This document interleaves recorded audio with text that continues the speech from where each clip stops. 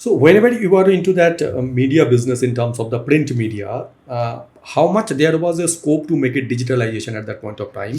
And was there anything that you had done at that point of time to make it digital or make it bigger even? Because Kingfisher was not there, so that in-flight Yes. magazine subscriptions and the distribution was not there. So was that a challenge for you? And what are the other aspects that you had opened at that point of time to make it sustainable? Sure, good one.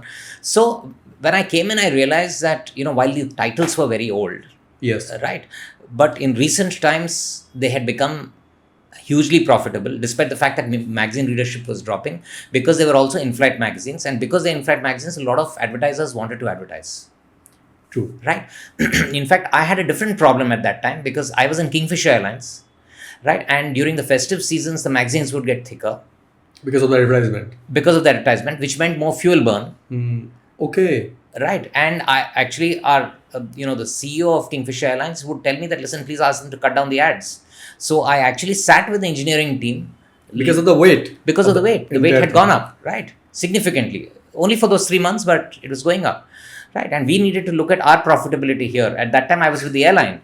So I actually sat down with our engineering team, worked out the fuel burn, and then arrived at the conclusion that yes, despite the higher fuel burn, we were making a net profit thanks to those thicker magazines of about 1 crore. So I said, how does it matter?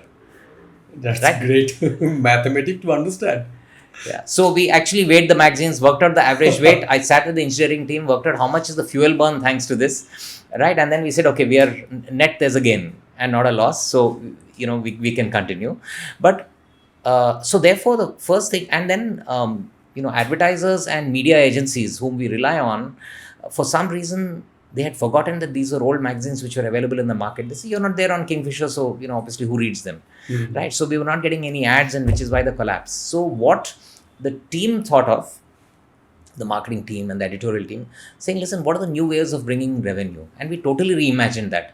So going back to our client and saying, listen, why don't you take 2 full page ads or whatever, doesn't work anymore. Nobody's interested in it. Right. So we said, okay, here's a package. We'll put so and so actor on the cover of a magazine.